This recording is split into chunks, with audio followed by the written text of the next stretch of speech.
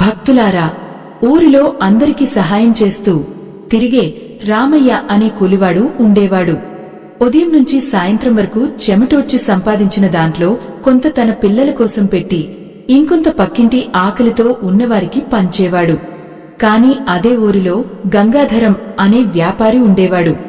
అతడి గోదాములు నిండా ధాన్యం, ఇంటి గదులు నిండా బంగారం, పొలాలు నిండా పంటలు ఉన్నా ఒక్క గింజను కూడా ఎవరికీ ఉచితంగా ఇవ్వడు. ఒకరోజు వానలు కురవక ఊరంతా కష్టాల్లో పడింది. ప్రజలు తినడానికి అన్నం లేక తలలు పట్టుకున్నారు.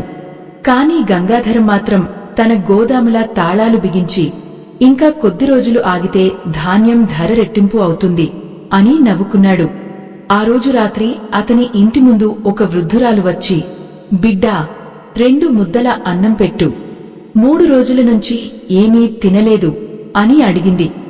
గంగాధరం ముఖం కోపంతో ఎర్రబడిపోయింది. ఇక్కడ అన్నదానం చేసే మఖమా ఇది?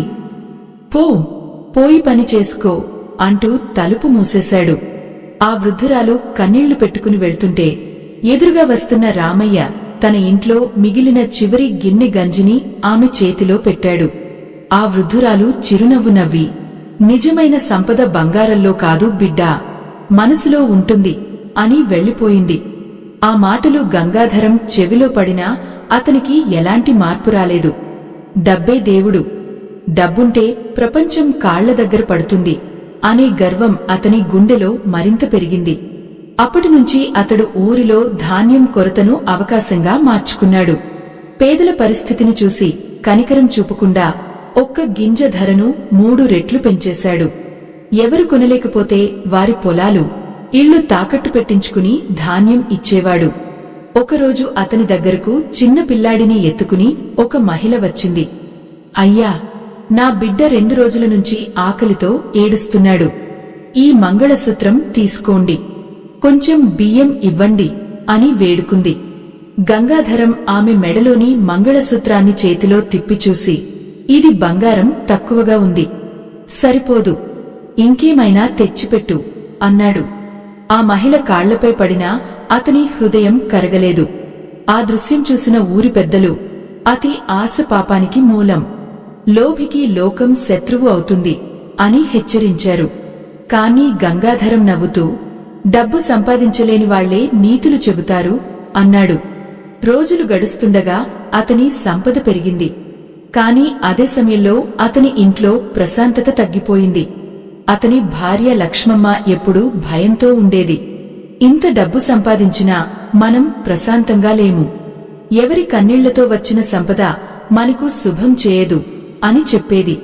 కాని గంగాధరం ఆమె మాటలను కూడా లెక్క చేయలేదు.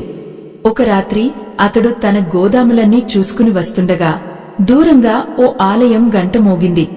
అక్కడ ఒక వృద్ధ పండితుడు కూర్చుని పిల్లలకు ధర్మం గురించి చెబుతున్నాడు. మహాభారతంలో దుర్యోధనుడు సంపదతో గర్వించాడు. కాని దానం చేయని చేతిలో నిలిచిన ధనం చివరికి వినాశనానికి కారణమైంది. నీరు నిలిచిపోతే దుర్వాసన వస్తుంది, ధనం నిలిచిపోతే దురాశ పెరుగుతుంది అని చెప్పాడు. ఆ మాటలు విన్న గంగాధరం కాసేపు ఆగాడు.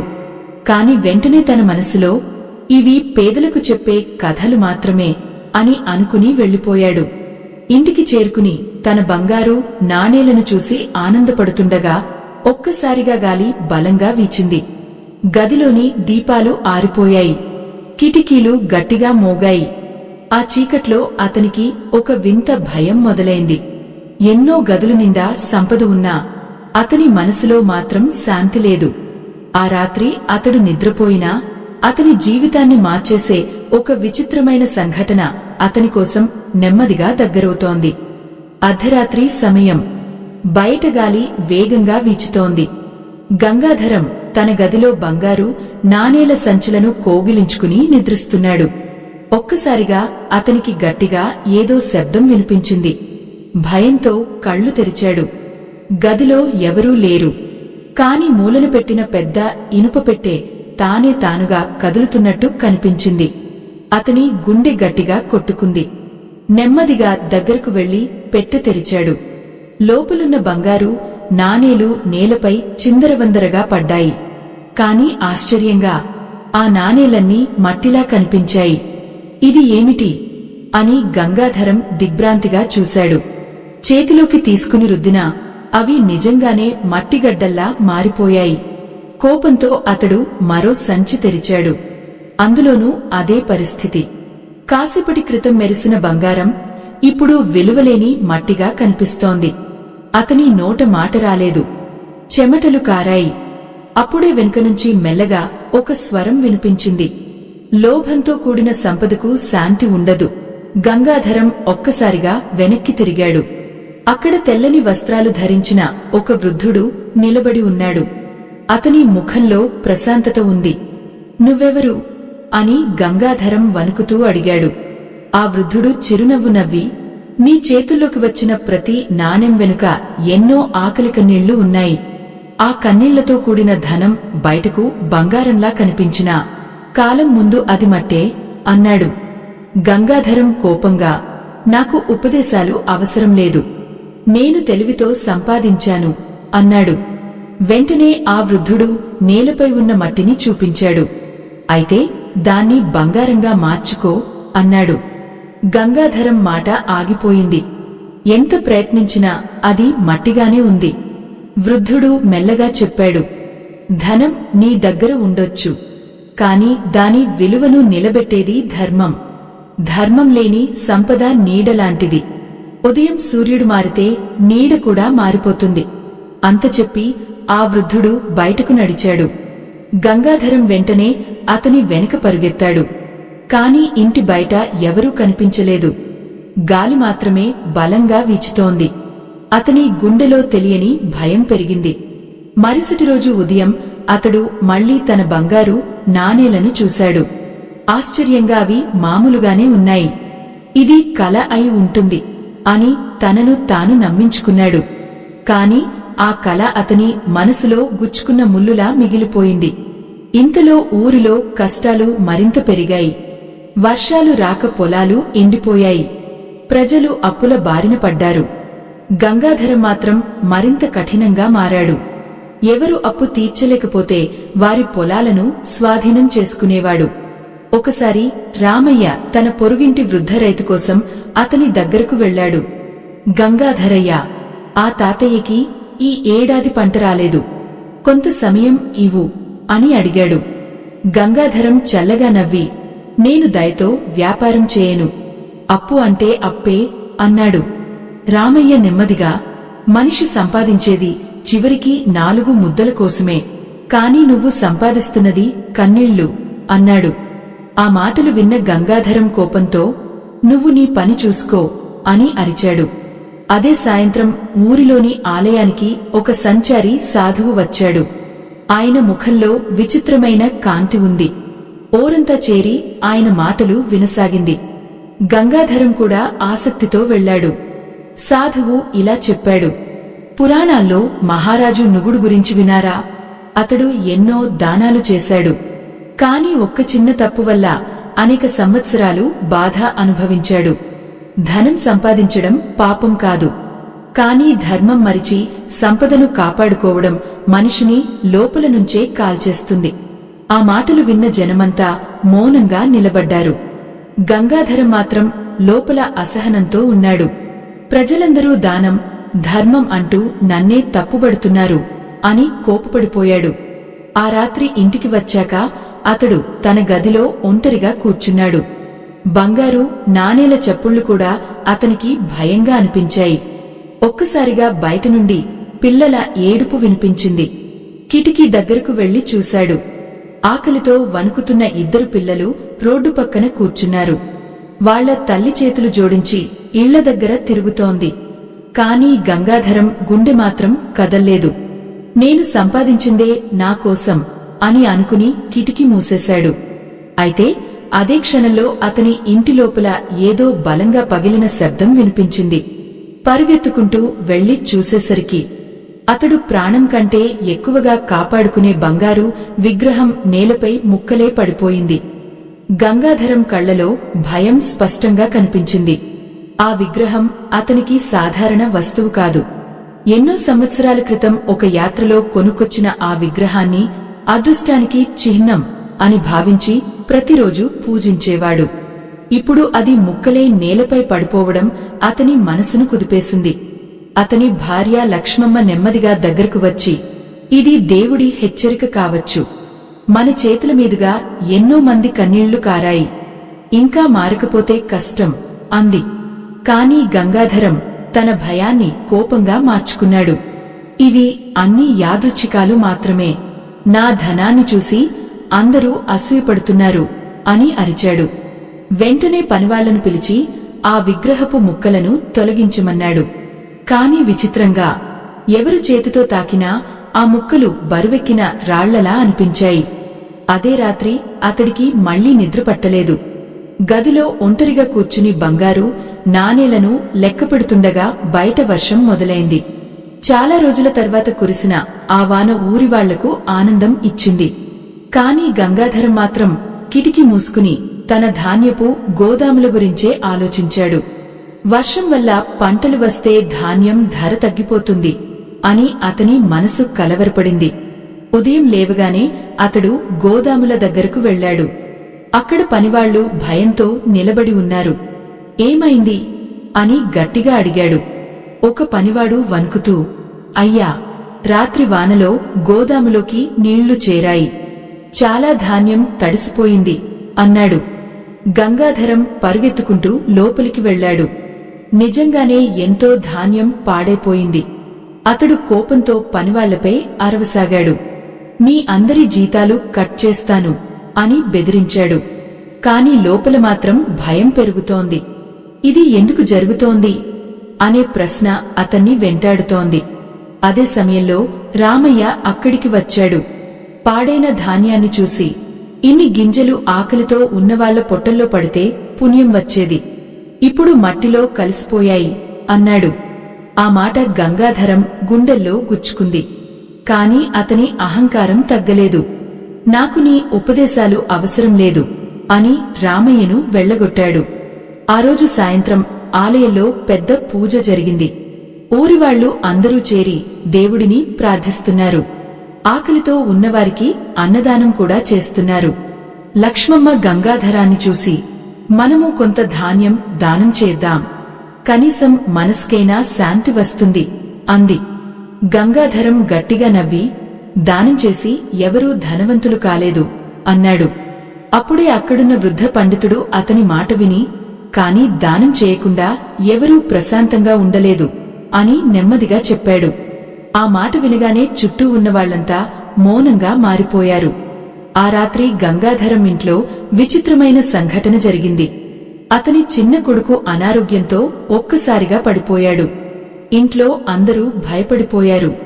వైద్యుడిని పిలిచారు. మందులు పెట్టినా బాలుడు కళ్ళు తెరవలేదు. లక్ష్మమ్మ కన్నీళ్లు పెట్టుకుని దేవుడిని ప్రార్థించింది. గంగాధరం తొలిసారి తన ధనాన్ని చూసి అసహాయంగా అనిపించింది. ఇంత సంపద ఉన్నా నా కొడుకును కాపాడలేకపోతున్నానా అని మనసులో తల్లడిల్లిపోయాడు. అప్పుడే అతనికి ఆ వృద్ధుడి మాటలు గుర్తొచ్చాయి. ధర్మం లేని సంపద నీడలాంటిది. గంగాధరం వెంటనే ఆలయానికి పరుగెత్తాడు. అక్కడ అదే సంచారి సాధువు ధ్యానంలో కూర్చున్నాడు. గంగాధరం అతని కాళ్ల దగ్గర కూర్చుని, నా బిడ్డను కాపాడండి అని వేడుకున్నాడు.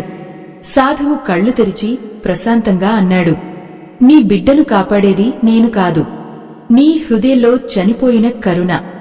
గంగాధరం కన్నీళ్లు పెట్టుకున్నాడు. నేను ఏం చేయాలి అని అడిగాడు. సాధువు ఆలయ బయట ఆకలితో కూర్చున్న జనాలను చూపించి, నీ గోదాములు తెరువు, నీ చేతుల వల్ల ఏడ్చిన వాళ్ల కడుపులు నిండాలి, అప్పుడు నీ ఇంట్లో శాంతి తిరిగి వస్తుంది అన్నాడు.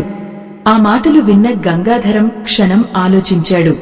ఒకవైపు తన కొడుకు ప్రాణం, మరోవైపు జీవితమంతా కూడబెట్టిన సంపద. అతని మనసులో లోభం ఇంకా పోరాడుతోంది. మీ జీవితంలో కూడా ధనం కోసం మనుషులను దూరం చేసుకున్న క్షణాలు ఎప్పుడైనా వచ్చి ఉంటే కామెంట్స్ లో ఓం నమో నారాయణాయ అని రాయండి.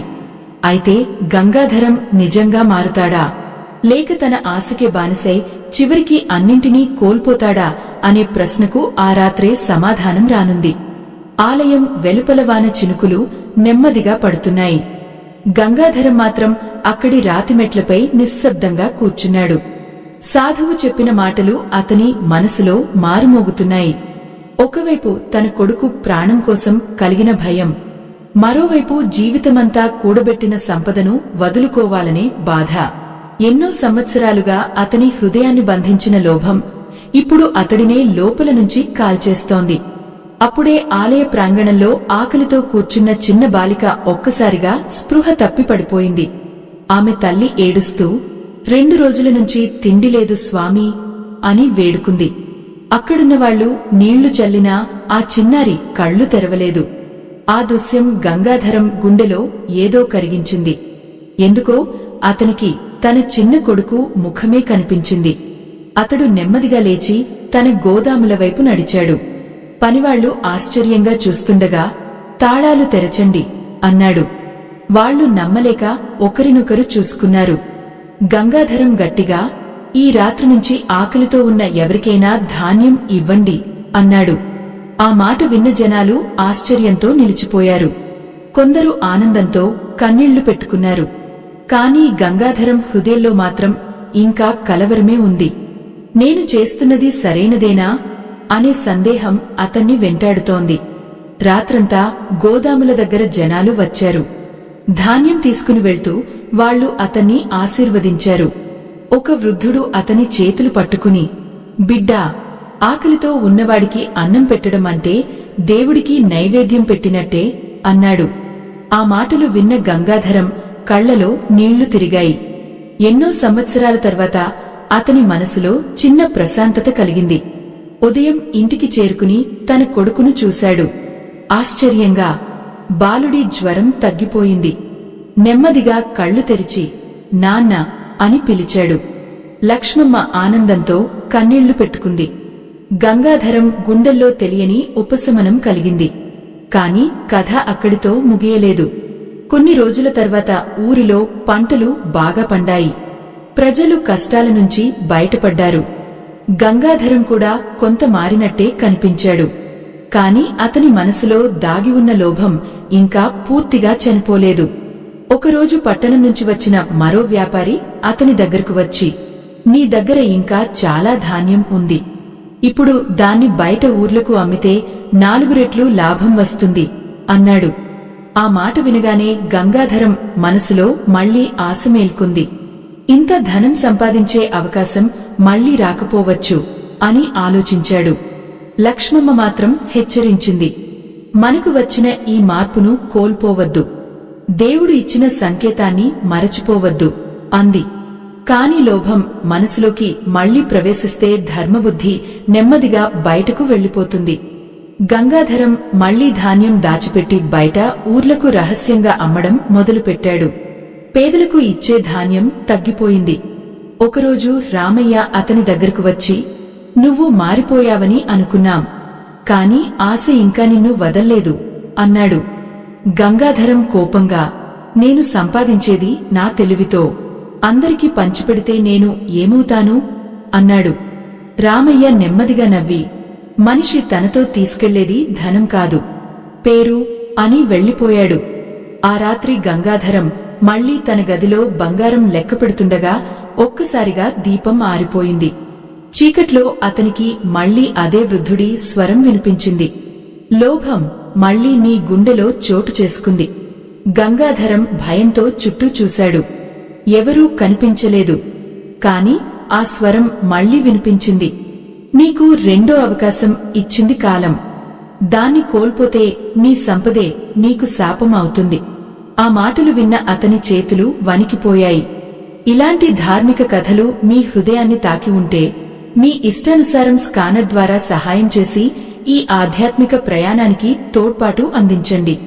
మీ చిన్న సహాయం కూడా ధర్మ కార్యాలకు వెలుగుగా మారుతుంది. ఆ రాత్రి తర్వాత గంగాధరం తీసుకునే ఒక నిర్ణయం అతని జీవితాన్నే కాదు, మొత్తం ఊరి భవిష్యత్తుని మార్చబోతోంది. మరుసటి ఉదయం గంగాధరం చాలా తొందరగా లేచాడు. రాత్రంతా అతనికి నిద్ర పట్టలేదు. వృద్ధుడి స్వరం ఇంకా చెవుల్లో మారుమోగుతూనే ఉంది. కాని లోభం అనే మంట పూర్తిగా ఆరిపోలేదు. ఇంకొంచెం సంపాదిస్తే చాలు, ఆ తర్వాత ధర్మం చేస్తాను అని తన మనసును మళ్లీ మోసం చేసుకున్నాడు. అతడు రహస్యంగా పట్టణ వ్యాపారులతో ఒప్పందం చేసుకున్నాడు.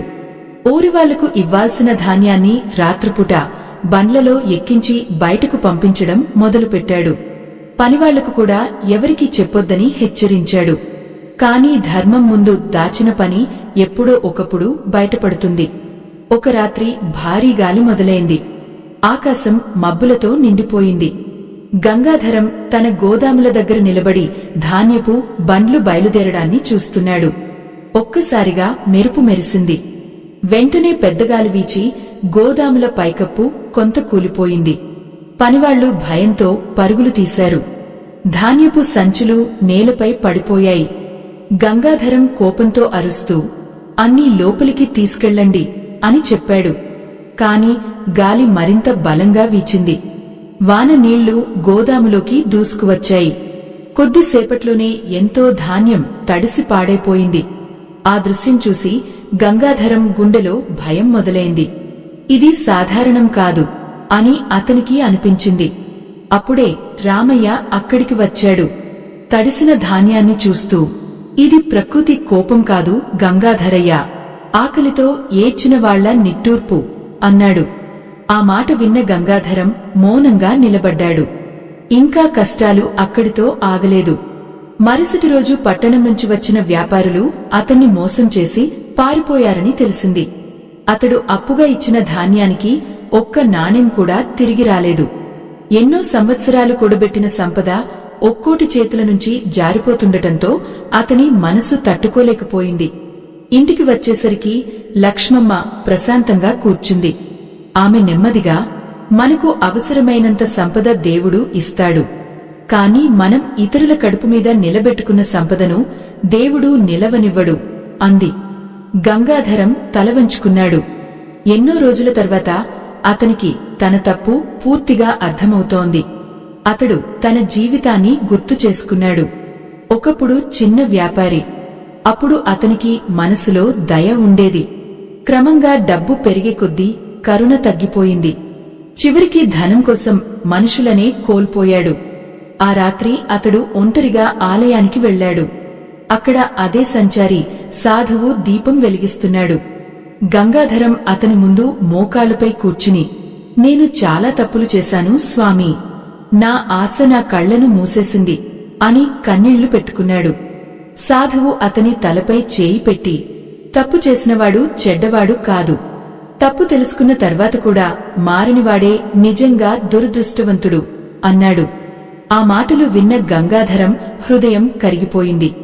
సాధువు మళ్లీ చెప్పాడు, రామాయణంలో రావణుడు మహాజ్ఞాని, కాని తన ఆశను జయించలేక చివరికి అన్నీ కోల్పోయాడు. మనిషిని నాశనం చేసేది శత్రువు కాదు, అదుపులేని ఆశ. ఆ రాత్రి గంగాధరం ఒక నిర్ణయం తీసుకున్నాడు.